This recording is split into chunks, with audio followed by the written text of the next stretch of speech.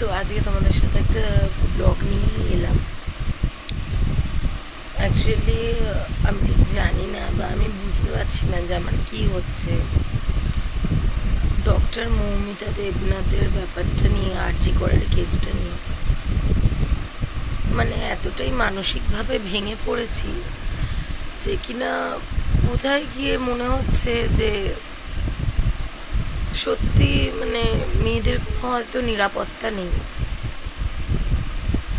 মেয়েটা হয়তো আমার নিজের কেউ না, ইনফ্যাক্ট আমাদের কারোরই নিজের কেউ না, তারপরেও মেয়েটার জন্য সবাই লড়াই করছে।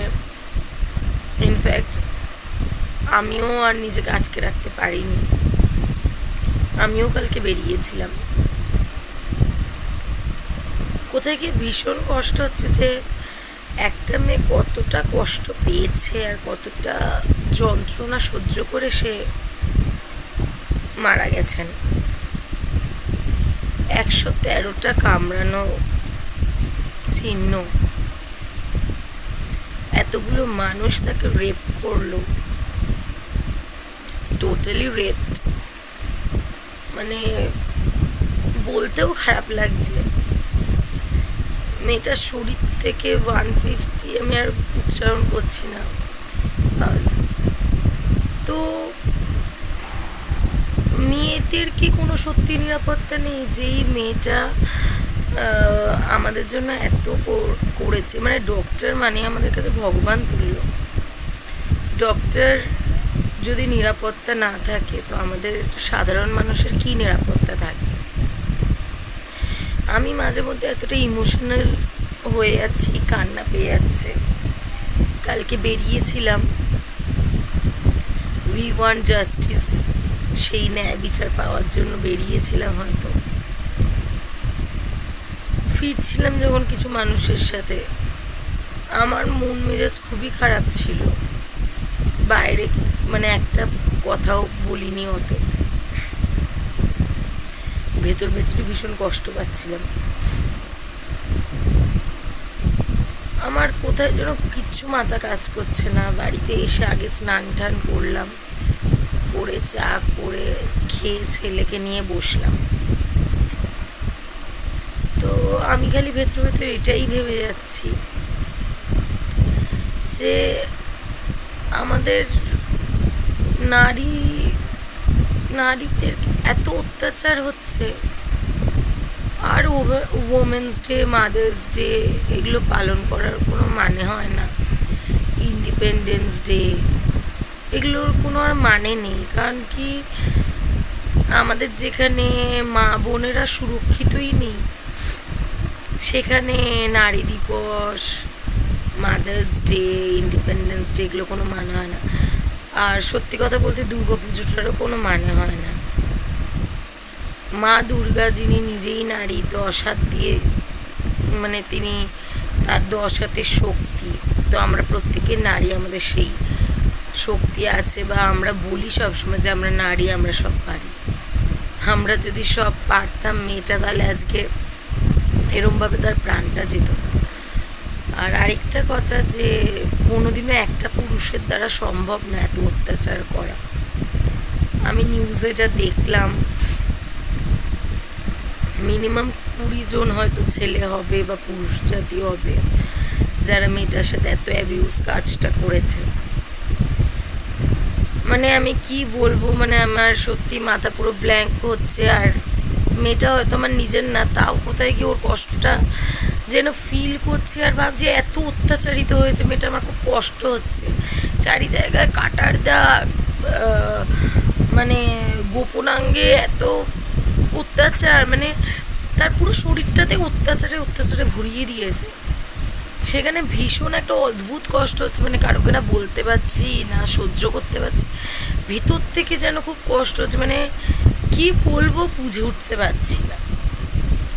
ভীষণ কষ্ট হয়েছে, মেয়েটা ভীষণ কষ্ট পেয়ে মারা গেছে। আমি শুধু এইটুকু বলবো, যে বা যারা তার সাথে এত বড় অন্যায় করেছে তাদের বিচার চাই। আর বিচার চাই বলতে তাদেরকে যেন কঠিন থেকে কঠিনতম শাস্তি দিয়ে তাদেরকে ফাঁসি দেওয়া হয়। তাদেরকে এত কষ্ট দেওয়া হোক যে মেয়েটাকে ওরা এত কষ্ট দিয়েছে, তাদের মধ্যে কি কোনো রক্ত মাংসের শরীর আছে নাকি তারা পশুর থেকেও অদম, নাকি তাদের বাড়িতে মা বোন কেউ নেই? মেয়েটার নিউজ দেখলে, মেয়েটার সব কিছু দেখলে কোথায় একটা খুব কষ্ট হচ্ছে। আর নিজে কাউন্সিলিং করে একটা স্ট্রং করছি। আমার সাথে তো তার কোনো সম্পর্ক নেই, কিন্তু মেয়েটার যে মা বাবা, তাদের যেই ক্ষতিটা হয়ে গেল, সেই ক্ষতিটার দায় কে নেবে? তারা তো কিছুতেই, তারা হাজার চেষ্টা করলেও তারা তাদের মেয়েকে ফিরে পাবে না। তাই চাই বিচারটা খুব তাড়াতাড়ি হোক, আর যারা এতটা ঘৃণ্যতম কাজ করেছে তাদের যেন খুব খুব খুব খারাপ শাস্তি হয়। আর তারা যেন এতটাই মানে অন্তত শাস্তিটা পায়, যাতে তারাও ভাবে যে তারা মানে তাদের তো ভাববার কিছু নেই, কারণ তাদের মধ্যে রক্ত মাংসের যদি শরীর থাকতো তারা এই কাজটা করতো না। অন্তত তারা যেন কঠিন থেকে কঠিনতম শাস্তি, যন্ত্রণা, কষ্ট পাওয়ার পরে তাদের ফাঁসিটা হয়। আমি এর থেকে বেশি আর কিচ্ছু চাই না। আর চাই বিচারটা যাতে এমনভাবে আর যেন এই ঘটনা না ঘটে, কারণ কি ছোট থেকে বড় বয়স্ক মানুষ প্রত্যেকের সাথে এই ধর্ষণ ব্যাপারটা এখন এত বেড়েছে, এখন কি বরাবর দেখছি, মানে বলার মতন না। এটা বন্ধ করা হোক, আমাদের ছেলেমেয়েরা ভালোভাবে একটা ভালো কি বলবো ভালো একটা পরিবেশ পাক, ভালোভাবে যেন বাঁচতে পারে। আর কিছু বলার নেই, আচ্ছা এই সুবিচার হোক, আর এই জিনিসটা যেন বন্ধ হয়, প্রতিনিয়ত যেন মেয়েদের ভয় ভয় করে বাঁচতে না হয়। মেয়েটার কষ্টটা কোথায় গিয়ে এত ফিল করছি যেন মনে হচ্ছে মেয়েটা আমারই নিজের কেউ। খুব কষ্ট হয়েছে, খুব কষ্ট এখনো পাচ্ছি, জানি না কি বিচার হবে। চাই প্রত্যেকে শাস্তি পাক, কারণ কি যারা যারা এই অপরাধের সাথে যুক্ত তারা প্রত্যেকে শাস্তি পাক। মা বাবা সন্তান হারাও, এমনকি মেয়েটাও শুনেছি যে মেয়েটি একটা ছেলের সাথে রিলেশনে ছিল, তাদের বিয়ে হওয়ার কথা ছিল নভেম্বর মাসে, সেটাও হলো না। তো যাই হোক না কেন, মা বাবার কোলটা ফাঁকা হয়েছে, অন্তত মেয়েটা যাতে জাস্টিসটা পায়, যাতে সুবিচারটা পায়, তার জন্যই এত লড়াই। আর অনেকে প্রচুর, মানে সবাই মেয়েটার জন্য প্রে করছে, আর সবাই মেয়েটার জন্য জাস্টিস চাইছে। তো আশা করি মেয়েটা তো জাস্টিস পাবেই। কিন্তু দুঃখের বিষয় বা দুর্ভাগ্যের বিষয় এটাই যে মেয়েটা আর বেঁচে নেই। কিন্তু কোথায় গিয়ে মেয়েটা হয়তো একটু হলেও শান্তি পাবে। কিন্তু সত্যি কথা বলতে মেয়েটা তো এই টাইমে যাওয়ার কথা ছিল না, বা যেতে চাই। তাকে এতগুলো হিংস্র প্রকৃতির মানুষ, শয়তান মানুষ তাকে পুরো শেষ করে দিল।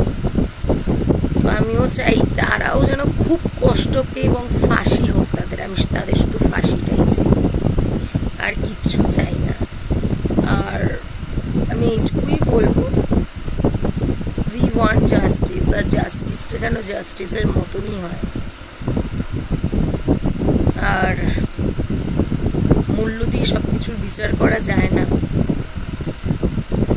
সন্তান হারানোর কোনো মূল্য হয় না, এটা আমার মতে। আর কোনো পলিটিক্যাল কিছু এটার মধ্যে না ঢোকাই ভালো।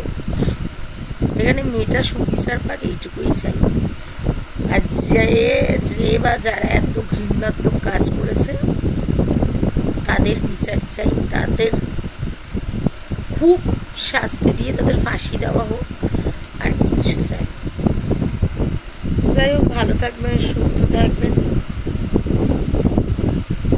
আর দেখা যাক, আমরা সবাই ওয়েট করে আছি কি বিচার হয়। যাই হোক, বাই বাই, টেক কেয়ার।